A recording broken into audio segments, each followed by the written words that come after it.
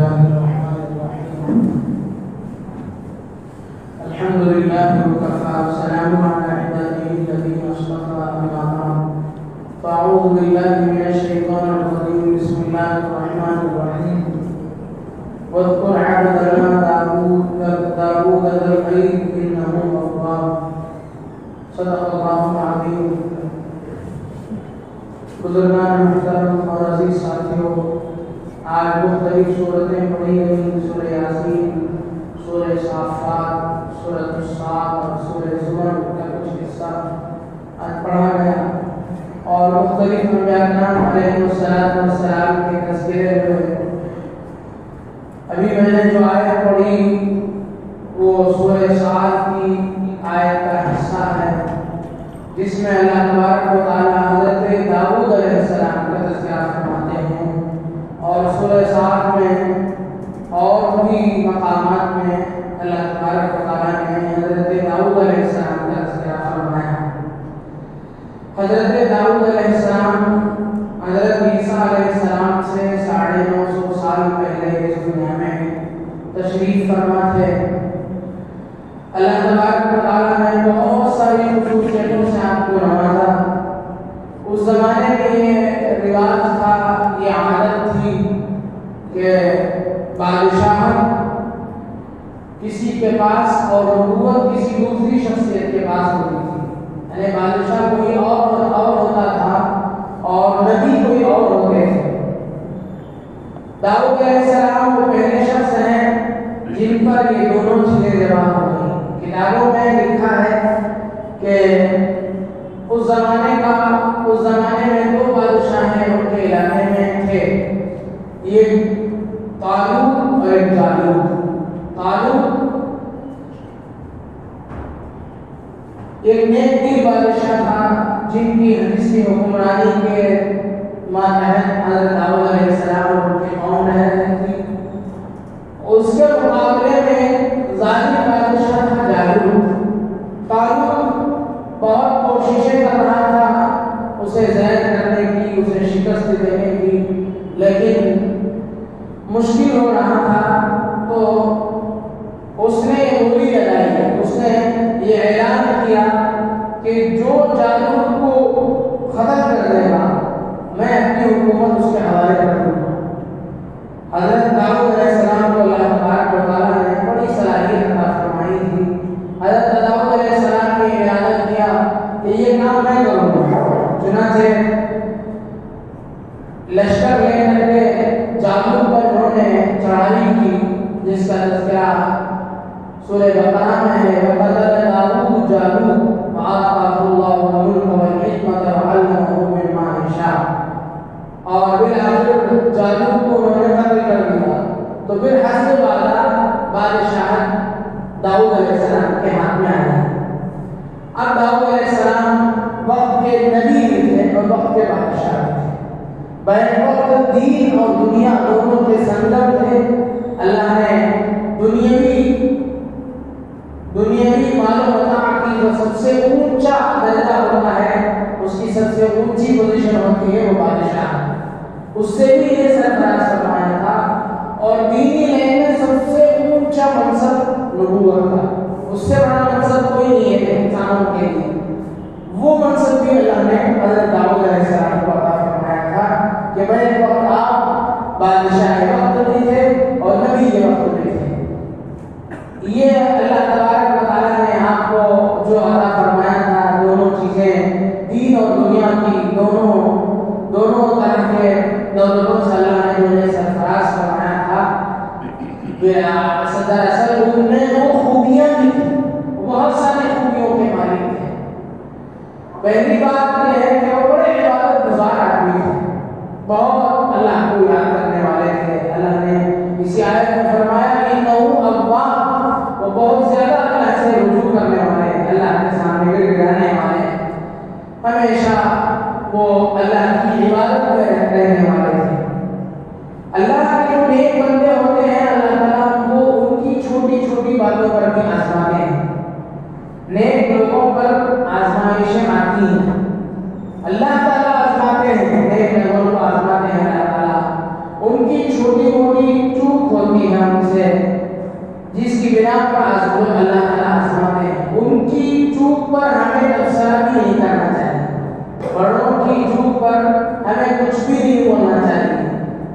اللہ سے رجوع کریں گے اللہ تعالیٰ ان کو آزمائیں گے، اللہ تعالیٰ ان کو معاف کر دیں گے، ان کا معاملہ اللہ کے ہاں صاف ہو جائے گا اور ہم قیامت میں پکڑے جائیں گے۔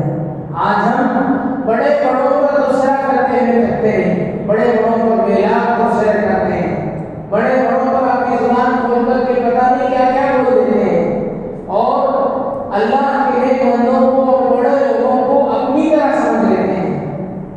فارسی کا ایک شاعر میں بڑے اچھے انداز سے اس بات کو سمجھایا گیا، کہتا ہے شاعر کار پاکانہ قیاس خود مگیر، نیک لوگوں کے کاموں کو اپنے اوپر قیاس نہ کر، نیک لوگوں کے جو کام ہوتے ہیں ان کو اپنے کام جیسا مت سمجھ، کار پاکانہ قیاس خود مگیر، گرچہ مانت کار پاکانہ قیاس خود مگیر، گرچہ مانت تک نمشتن شیر و شیر، کہ دیکھنے میں شیر اور شیر دونوں ایک جیسا رہتا ہے، یعنی ان کے کام اور تیرے کام ایک جیسے تو لگیں گے دیکھنے میں، جیسا کہ لفظ شیر اور شیر اردو میں شیر لکھیں شیر لکھیں، شیر یا را شین یا دونوں ایک ہی ہیں لیکن معنی الگ الگ ہے۔ کیا معنی ہے؟ شیر عام باشد کے آدم را خورد، شیر عام باشد کے آدم می خورد۔ کہتا ہے کہ شیر کہتے ہیں دودھ کو، شیر وہ چیز ہے جسے انسان پی جاتا ہے، انسان کھا کے ختم کر دیتا ہے، اور شیر وہ ہے جسے جو انسان کو کھا جاتا ہے۔ دیکھنے میں تو دونوں ایک ہی ہیں لیکن ایسا ہونے بعید نہیں ہے، ایسا بڑا نمایاں فرق ہے ان دونوں میں۔ اس لیے بڑوں کی لغزشوں کو، بڑوں کی کوتاہیوں کو، بڑوں کی خلاف اول کام کو اپنے کام کی طرح مت سمجھنا اور ان پر تبصرے تذکرے نہ کرنا۔ تو اللہ کے نبی حضرت داؤد علیہ السلام اللہ کے بہت ہی چہیتے نبی تھے، اللہ کے نہایت ہی اللہ کے نیک بندے تھے، اللہ سے بہت زیادہ رجوع کرنے والے تھے۔ اور اس پر آزمائشیں آتی ہیں، ایک مرتبہ ان کی زبان سے نکلا کہ یا اللہ میرا گھر کبھی آپ کی یاد سے خالی نہیں ہوتا ہے۔ ہلکا سا اس میں فخر کا شائبہ ہو گیا تھا، یعنی ہلکی سی ایک طرح کی نمائش ہو گئی تھی کہ میں ایسا آدمی ہوں کہ میرے گھر میں ہمیشہ آپ کی یاد رہتی ہے، آپ کی یاد جاری رہتی ہے، کوئی نہ کوئی آپ کو یاد کرتا رہتا ہے۔ اب اللہ نے ان کو آزمایا، ان کو آزمائش تو ایسا آتی ہے، آزمائش تبھی آزمائش ہوگی جبکہ آدمی کو حیرانی ہو، پریشانی ہو، چنانچہ اللہ نے ان کو آزمایا۔ قرآن میں اس کا تذکرہ اسی سورت میں ہے، سورۃ الصاد میں، کہ حضرت داؤد علیہ السلام کے ہاں یہ طے تھا کہ ان کے گھر میں 24 گھنٹہ عبادت کا شیڈول بنا کے رکھتے تھے حضرت داؤد علیہ السلام، کہ اس وقت میں گھر والی عبادت کریں گی، اس وقت میں بچی عبادت کریں گی، اس وقت میں بچہ عبادت کرے گا، گھر کے جو بھی افراد حضرت کے رہے ہوں ان کے افراد کے شیڈول بنے ہوئے تھے۔ خود حضرت داؤد علیہ السلام کا ایک وقت تھا، بڑا اچھا خاصا وقت تھا جس میں وہ عبادت میں لگتے تھے۔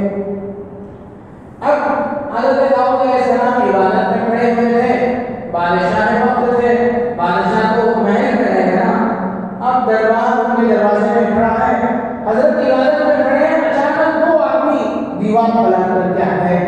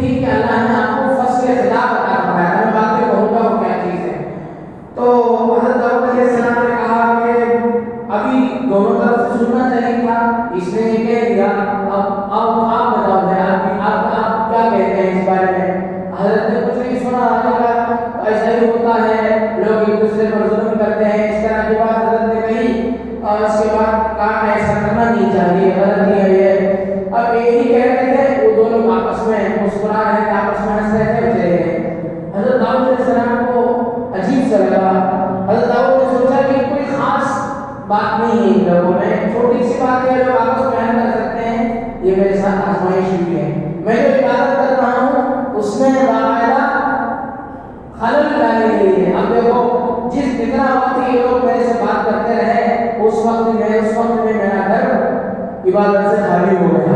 اللہ تعالیٰ کو ان کے اندر بول تھا کہ میرا گھر 24 گھنٹہ عبادت سے معمول رہتا ہے، اس کو بول ان کا ٹوٹ گیا۔ تو حضرت داؤد کو فوراً اس پر تنبہ ہوا۔ ابھی آج کا جو سجدہ ہے حضرت داؤد نے فوراً اللہ کے سامنے سجدہ کیا، اسی پر ہم لوگوں نے بھی اللہ کے اسی بندے کی نقل کرتے ہیں، ہم لوگوں نے بھی سجدہ کیا۔ وہ سجدے کی آیت اسی موقع پر آئی تھی، تو حضرت داؤد علیہ السلام فوراً سجدے میں گر گئے، اللہ سے رجوع کیا، اللہ مجھ سے یقیناً بھول ہوئی، مجھے ایسا نہیں کہنا چاہیے تھا۔ تو یہ ایسے عبادت گزار بن گئے تھے اور نماز کے ساتھ روزے بھی بڑے عادی تھے۔ اللہ کے نبی صلی اللہ علیہ وسلم فرمایا کرتے تھے کہ میں چاہتا ہوں کہ میں حضرت داؤد کی طرح نماز پڑھوں اور داؤد کا روزہ رکھوں۔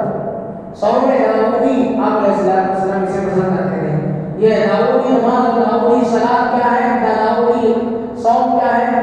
داؤدی نماز کا مطلب یہ ہے کہ حضرت داؤد علیہ السلام نے اپنے رات کو 3 حصوں میں منتقسم کیا ہوتا کہ رات کا ایک حصہ آپ آرام کریں گے، ایک حصہ گھر والوں کے ساتھ ان کے حقوق کی ادائیگی کے لیے رکھیں گے، اور ایک حصہ اللہ کے دربار میں کھڑے ہو کر کے راضی حاصل کریں گے۔ آپ علیہ السلام نے بھی اسی طریقے کو پسند کیا، آپ نے بھی یہی طریقہ اختیار فرمایا، آپ بھی ایسا کرتے تھے۔ نبی علیہ السلام بھی ایسا ہی کرتے تھے کہ رات کو آپ نے بھی 3 حصوں میں تقسیم کیا ہوا تھا، ایک حصہ اپنے آرام کے لیے، ایک حصہ اپنے گھر والوں کے حقوق کے لیے، اور ایک حصہ اللہ کے سامنے کھڑے ہونے کے لیے۔ یعنی اس میں اعتدال ہے، میانہ روی ہے، درمیانی راستہ اس میں نکالا گیا ہے، کسی کا بھی حق نہیں مارا گیا ہے۔ آدمی پوری رات عبادت میں منہمک ہو جائے یہ بھی غلط ہے، اپنا حق مارا گیا، گھر والوں کا حق مارا گیا۔ آدمی پوری طریقے سے گھر والوں میں شادی لگا رہا ہے تو اس میں اللہ کا حق مارا جائے گا، اپنا حق بھی چلا جائے گا۔ آدمی پوری رات سوتا رہے پڑھ کے یہ بھی اچھی چیز نہیں ہے۔ یہ اعتدال درمیانی راہ جو حضرت داؤد نے نکالی تھی آپ علیہ السلام کو یہ پسند تھا۔ اور اسی طرح روزہ، حضرت داؤد علیہ السلام کا روزہ یہ تھا کہ آپ ایک دن روزہ رکھتے تھے، ایک دن چھوڑ دیتے تھے۔ سال بھر آپ کا معمول تھا کہ آپ ایک دن روزہ رکھتے تھے اور ایک دن چھوڑ دیتے تھے۔ اس میں 2 فائدے ہیں۔ ایک بات یہ ہے کہ کنٹینیو روزے رکھنے میں مشقت ہے، روز آدمی روزہ رکھے اچھی بات نہیں ہے، کمزور ہو جائے گا۔ دوسری بات یہ ہے کہ روزانہ آدمی روزہ رکھنے کا عادی ہو جائے، جیسے ہم لوگ رمضان میں بھی رکھتے ہیں، 30 دن روزہ رکھتے ہیں، مکمل مہینے کا روزہ رکھتے ہیں، تو شروع 2-3 دن میں مشقت معلوم ہوتی ہے، دوپہر کے وقت میں بھوک لگتی ہے، چلتے دنوں میں عادت سی ہو جاتی ہے، کہ ہمارے کھانے کا وقت کا شیڈول بدل گیا، بس ہم کو الحمدللہ ایسا کھاتے ہیں، درد ہوتا ہے کہ ہمیں بھوک کا احساس ہی ہونا چاہیے۔ اللہ نے روزے کو فرضی اس لیے کیا تھا کہ بھوک کا احساس ہو، غریبوں کو ہم یاد کریں جن کے ہاں روزے روٹی کی دقت ہے، جن کے ہاں کوئی ذریعہ آمدنی نہیں ہے، ان کو ہم یاد کریں، اور تھوڑا ہمارا پیٹ خالی رہے تو اس سے نور ہمارے اندر پیدا ہوگا، باقی کا نور ہمارے اندر آئے گا۔ اس لیے اللہ نے روزے کی فرضیت ہمارے اوپر روزہ فرض فرمایا ہے کہ الحمدللہ ہم حضرت شیخ العزیز زکریا رحمہ اللہ نے لکھا ہے کہ سحری میں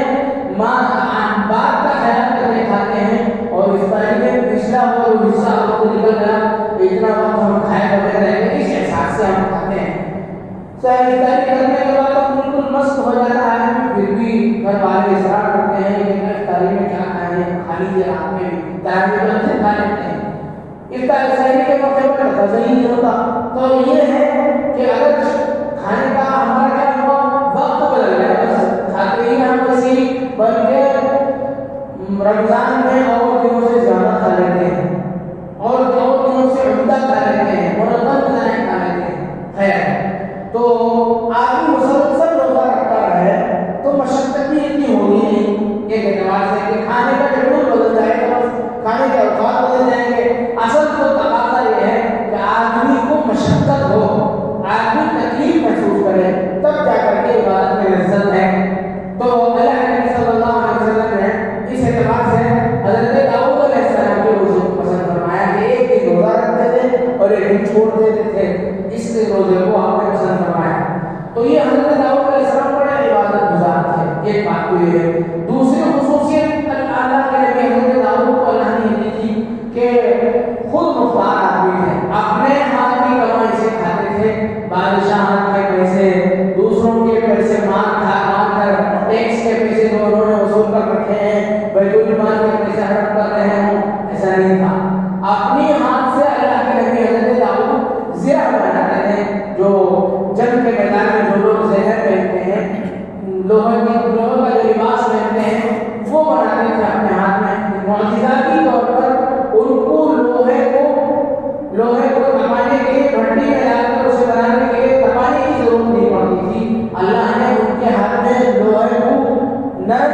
تھا وَأَلَنَّا لَهُ الْحَدِيدَ دَلْكَ داؤد الموت کر اللہ نے داؤد علیہ السلام کے ہاتھ میں لوہے کو ایسا کر دیا جیسے موم ہو. موم کس طرح سے آپ جیسے آج کل ایک مٹیریل آتا ہے کلے کے نام سے بچے اسے جیسے تیسے اسے توڑ کر کے کوئی چیز بنا لیتے ہیں. تو اس طریقے سے اللہ نے حضرت داؤد علیہ السلام کے ہاتھ میں لوہے کو نرم کر دیا تھا. یہ معجزہ تھا ان کے ہاتھ میں جس کی بنا حضرت داؤد علیہ السلام اپنے ہاتھ سے زرے بناتے تھے اور بعض کتابوں میں لکھا ہے کہ 600 درہم میں بازار میں فروخت کرتے اچھے دام میں فروخت کرتے تھے اور الحمدللہ اپنا گزارا کرتے تھے. یہ ایک خصوصیت حضرت کی تھی. بادشاہ وقت ہونے کے باوجود عبادت میں انہمام اور روزی میں احتیاط روزی اپنی ذریعہ آمدنی کے لیے الگ راستہ انہوں نے اختیار کیا تھا. باقی جو بادشاہ کے ہاتھ میں ہے وہ اللہ کے بندوں کے خدمت کے ارادے سے تھا. آج کون ہے ایسا کوئی کسی دور تک اس کا تصور نہیں ہے کہ ہم حکومت اور سلطنت کی خواہش اسی لیے کرتے ہیں تاکہ ہم دوسروں کا مال باقی طریقے سے کھائیں. کوئی بھی عہدہ دینے کا مطلب ہی کیا ہے سیاست میں اندر یہ کیا دین کی باتیں دین کی بات نہیں کر رکھی ہے. سیاست کا دین سے کیا تعلق ہے؟ سیاست کا دین سے تعلق ہے. سیاست دین کے بغیر کوئی چیز ہی نہیں. سیاست دین کا ایک اہم ترین حصہ ہے. آپ علیہ السلام نے سیاست فرمائی سیادت فرمائی. آپ حاکم وقت کے حیثیت سے رہے لیکن ہمارے لیے یہ حضرات نمونہ ہے. تو حضرت داؤد علیہ السلام بادشاہ وقت تھے لیکن قوم کی خدمت کے لیے تھے. اپنی ذاتی شان و شوکت بنتے ہوئے کے لیے یا لوگوں کے مال کو کھانے کے لیے آپ بادشاہ نہیں بنے تھے. تو یہ خصوصیت یہ تھی حضرت داؤد کے اندر. تو تیسری بات یہ تھی کہ حضرت داؤد علیہ السلام جب ذکر کرنے بیٹھتے تھے اللہ کے بندے تھے اللہ کے نیک بندے تھے ذکر تلاوت ان کا معمول تھا. ذکر کرنے بیٹھتے تھے تو ان کے ساتھ پہاڑ اور پرندے بھی ذکر کرتے ہیں. وَسَخَّرْنَا مَعَ دَاوُودَ الْجِبَالَ يُسَبِّحْنَ وَالطَّيْرَ پہاڑ اور پرندے بھی ان کے ساتھ ذکر کرتے تھے. اس میں کیا خاص بات ہے؟ دیکھیں آپ مشائخ کے ہاں جائیں جہاں ذکر کے حلقے لگتے ہیں سارے لوگ بیٹھ کر کے اجتماعی ذکر کر رہے ہوں تو ایک عجیب کیفیت ہوتی ہے. مشائخ جو ہے اجتماعی ذکر کی جو حلقے لگاتے ہیں اس کا مقصد ہی یہ ہوتا ہے کہ آدمی خود ذکر کرتے ہوئے اس بات کا تصور اپنے دل میں جمائے کہ کائنات کا ہر ذرہ ذرہ اللہ کو یاد کر رہا ہے. حضرت داؤد علیہ السلام جب ذکر کرنے بیٹھے ہوں ذکر کر رہے ہوں ایسے موقع پر پہاڑ اللہ کی تسبیح بیان کر رہا ہو اور پرندے ان کے ساتھ تسبیح کر رہے ہوں تو کیسی کیفیت ان پر تاری ہوگی. چنانچہ وہ بہت جھوم جاتے تھے ذکر کرتے ہوئے اور خوب اللہ کا ذکر کرتے تھے جھوم کے ذکر کرتے تھے خوب اللہ کو یاد کرتے تھے. تو یہ خصوصیت یہ تھی. اور ایک خصوصیت بیان کی گئی کہ آپ کو اللہ نے بہت ہی خوبصورت آواز کا مالک بنایا. لحن داؤدی بہت مشہور ہے کہ آواز بہت خوبصورت تھی حضرت داؤد علیہ السلام کی. آپ جب زبور کی تلاوت کرتے تھے آپ کو وآتینا داؤد زبورا آپ کو جو کتاب دی گئی تھی اس کتاب کا نام ہے زبور. زبور ایک آسمانی کتاب تھی اس کی آپ تلاوت کرتے تھے. روایات میں آتا ہے کہ جب آپ بلند آواز سے تلاوت کرتے تھے کسی نہر کے پاس تو نہر کا پانی رک جاتا تھا اور پرندے آسمان پر ایسے ہی رک کر کے اوپر مارے بغیر سنتے رہتے تھے. کبھی کوئی پرندہ بھوک کی حالت میں سنتا تھا اور بھوک سے اپنی جان دے دیتا تھا آسمان سے گر پڑتا تھا. اور اتنی عجیب و غریب اللہ تبارک و تعالی نے آپ کو شاندار آواز دی تھی. آپ کو اللہ نے وہ لحن داؤدی اسی کو کہتے ہیں کہ آپ بہت عمدہ آواز سے مالک تھے. آپ علیہ السلام کے دور میں حضرت ابو موسیٰ اشعری رضی اللہ عنہ قبیلہ اشعر کے رہنے والے ایک صحابی ہیں مشہور صحابی ہیں. حضرت ابو موسیٰ اشعری رضی اللہ عنہ بھی خوش الحان صحابی تھے. ان کو بھی اللہ نے بہت ہی اچھی آواز کا مالک بنایا تھا. آپ قرآن پاک کی تلاوت کرتے تھے تو بہت اچھا لگتا تھا. تو ایک مرتبہ آپ علیہ السلام ان کے تلاوت کے دوران تشریف لائے. حضرت ابو موسیٰ کو تلاوت کرتے ہوئے دیکھا تو آپ نے فرمایا لقد اوتی موسیٰ ابو موسیٰ مصباح من مزامیر داؤد. ابو موسیٰ کو داؤد علیہ السلام کے لحن میں سے حصہ دیا گیا ہے.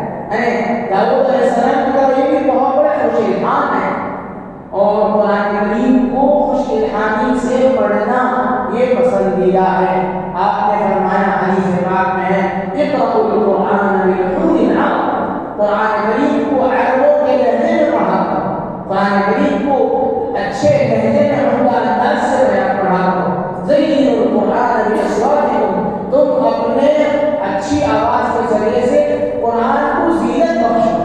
مطلب یہ ہے کہ آدمی قرآن کو بڑے اچھے انداز سے پڑھتا ہے تب قرآن کی زینت میں اضافہ ہوتا ہے۔ اللہ کا کلام ہے، وہی آیتیں ہیں، کسی کے پڑھنے میں کوئی درد ہے، کسی کے پڑھنے میں کوئی روانی ہے، کسی کے پڑھنے میں کوئی لذت ہے۔ ایک ایک آدمی الگ الگ انداز سے پڑھتے ہیں اور ہر ایک کے پڑھنے میں، ہر ایک کی تلاوت کو سننے میں الگ مزہ ہے، الگ سکون ہے، الگ کیف ہے۔ تو یہ اللہ علیہ السلام نے فرمایا کہ اچھی آواز سے پڑھنا چاہیے، لیکن یہ اچھے آواز سے پڑھنا یہ تیسرا درجہ ہے۔ پہلا درجہ قرآن کو صحیح پڑھنے کی کوشش کرنا، تصحیح، پہلے ہم قرآن پاک کو صحیح پڑھنے کی کوشش کریں۔ دوسرے نمبر پر تجوید، عمدگی سے پڑھنے کی کوشش کریں، قرآن کی الفاظ کو کہاں سے ادا کرنا ہے، غنہ کہاں کرنا ہے، اخفا کہاں کرنا ہے، یہ سارے جو کہاں پر کرنا ہے، کتنا کھینچنا ہے، کہاں وقت کرنا ہے، یہ جو قواعد ہیں تجوید کے قواعد، اس کی یاد سے پڑھیں۔ یہ دوسرا درجہ ہے۔ تیسرا درجہ ہے حسن صوت، اچھے آواز سے پڑھنا۔ ہم لوگ کیا کرتے ہیں، سب سے پہلے اس کا شوق ہمیں چلاتا ہے، ہم پہلے سب سے اسی کا شوق کرتے ہیں کہ اچھی آواز سے پڑھنا شروع کریں، گنگناہٹ شروع کرتے ہیں۔ پہلے ہم صحیح پڑھنے کی کوشش کریں، پھر تجوید کے ساتھ پڑھنے کی کوشش کرو۔ تیسرے درجے میں اسی پر بس نہ کریں۔ بڑے لوگ یہ سمجھتے ہیں، معمر لوگ یہ سمجھتے ہیں کہ ہم قرآن کو پڑھنے جیسے نہیں، بس اسی پر بس نہ کریں، اچھی آواز سے بھی پڑھنے کی کوشش کریں، اچھی آواز پیدا کریں۔ ہر ایک کے اندر صلاحیتیں ہوتی ہیں، اپنے بچوں میں دیکھیں جس کی اچھی آواز ہے اسے منتخب کریں، لائیں چھوڑیں، لیکن ان کی اساتذہ کی اچھی آواز ہے ان کے پاس چھوڑیں۔ حضرت میرا ایک بچہ ہے، اس کی اچھی آواز ہے، آپ اس سے قرآن اچھا پڑھنا سکھا دیں۔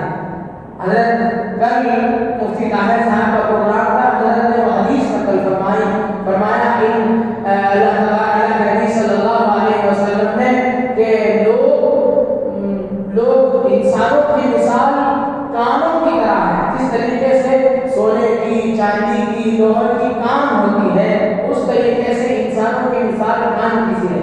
سونے کے کان ہوتے ہیں، وہاں سونا اندر دفن ہوتا ہے، محنت کریں گے وہ سونا باہر آئے گا۔ انسان کی مثال بھی ایسی ہے، ہر بچے کے اندر کچھ نہ کچھ صلاحیت ہوتی ہے، ان کے اساتذہ، ان کے والدین ان پر محنت کریں گے، ان کی خوبیاں اور کمالات باہر آئیں گے۔ نہیں ایسے چھوڑیں گے، ان کی صلاحیت کسی مٹی کی مٹی ہو جائے، مٹی گلی ہو جائے گی، صلاحیتیں اسی ختم ہو جائیں گی۔ صلاحیت ہر بچے کے اندر ہوتی ہے۔ تو ایک بات یہ ہے کہ حضرت داؤد علیہ السلام کو اچھی آواز عطا کی گئی تھی، اور ایک خصوصیت حضرت داؤد علیہ السلام کی یہی آپ کو فصل خطاب عطا کیا گیا تھا۔ فصل خطاب کے دو معنی ہیں، ایک معنی یہ ہے کہ آپ بہت شاندار تقریر کرتے تھے، آپ کے بیان میں بڑی سلاست تھی، آپ کے بیان میں بڑی تاثیر تھی، آپ کو بیان کرتے تھے تو لوگ بہت ہی دنگ ہو کر کے سنتے تھے اور آپ کے بیان سے لوگ متاثر ہوتے تھے۔ ایک مطلب تو یہ ہے۔ دوسرا مطلب یہ ہے کہ آپ فیصلے اچھے کرتے تھے،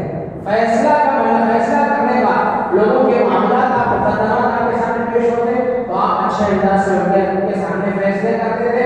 اسی طریقے سے یہ دو آدمی حضرت داؤد علیہ السلام کے بعد دیوار بلند کر کے آئے تھے، اصل میں وہ آدمی نہیں تھے، فرشتے تھے، اللہ نے ان کی آزمائش کے لیے ایسی سیٹنگ کر کے اللہ نے بھیجی تھی۔ تو یہ ہے کہ حضرت داؤد علیہ السلام کی ایک خصوصیت یہ ہے کہ اللہ نے ان کو فیصلہ کرنے کی قوت عطا فرمائی تھی، خطاب کو بہت اچھا کرتے تھے۔ اور بعض لوگوں نے لکھا ہے کہ ہم لوگ بیانات میں، خطبے میں جو اما بعد کا لفظ کہتے ہیں، یہ سب سے پہلے حضرت داؤد علیہ السلام ہی اس کے موجد ہیں، اس کے سب سے پہلے اس لفظ کو کہنے والے ہیں۔ اللہ تبارک و تعالیٰ نے حضرت داؤد علیہ السلام کو بہت ساری خوبیاں اور کمالات سے نوازا، اور آپ کے فرزند حضرت سلیمان علیہ السلام بھی بادشاہ بھی بنے اور نبی بھی بنائے گئے، نبوت اور بادشاہ دونوں سے سرفراز کیے گئے۔ تو حضرت داؤد علیہ السلام کی سیرت سے ہمیں کیا سبق ملتا ہے؟